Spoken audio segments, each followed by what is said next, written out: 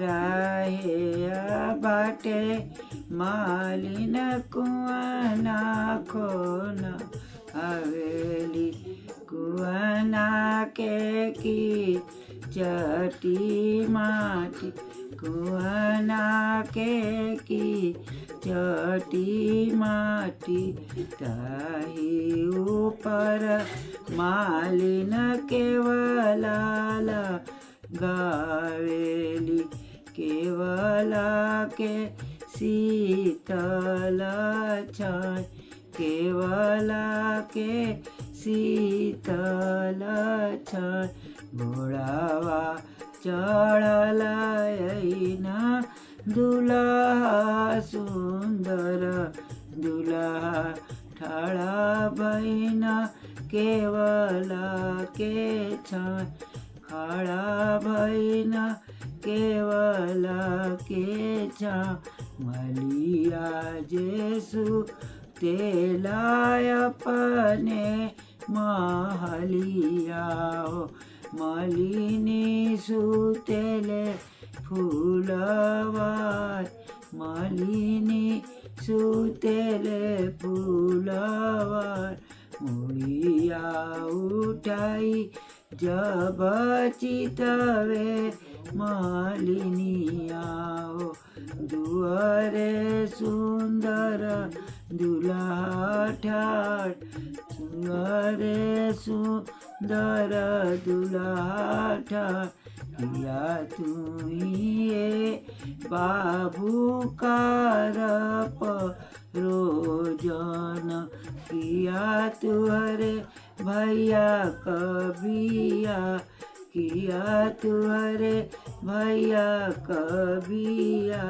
नहीं मोरे मालिन कर परो जान नहीं हमरे भैया कबिया नहीं हमरे भैया कबिया हमारो लगनिया मालिन सबू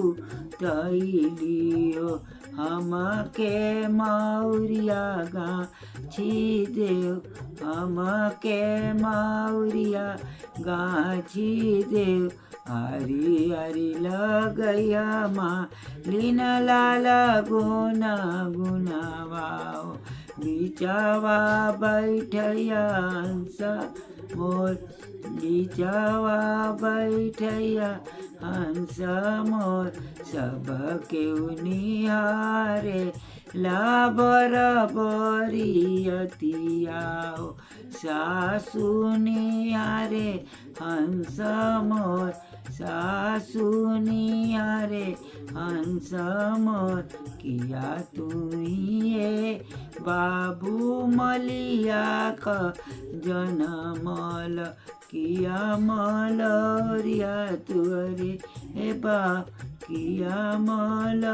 हरिया तुअरे बा नहीं मोरी सासु ओ मलिनी के जनमल नहीं मलरिया हमरे बाप नहीं माला हरिया हमरे बाप हमारे ही बाबा के 10 5 मलिया उहे उरे हंस मोर उहे उरे हंस मोर उहे उरे हंस मोर।